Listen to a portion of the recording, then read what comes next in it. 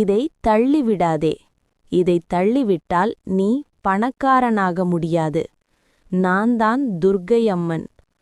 உன் வாழ்வில் தடைப்பட்ட அனைத்து தொழில் மற்றும் வழக்கு தீர வழி சொல்கிறேன். வீட்டை சுத்தம் செய்து ஒரு விளக்கை ஏற்றி துர்க்கையம்மன் படத்துக்கு முன் அமருங்கள். மஞ்சள், குங்குமம், பூ சேர்க்கவும். ஒரு தேங்காய், பழம், சர்க்கரை அல்லது பால் நிவேதனமாக வையுங்கள். இது எதுவும் முடியவில்லை என்றால் காலை எழுந்து என் நாமத்தை சொல். நான் உனக்கு அருள் புரிவேன்.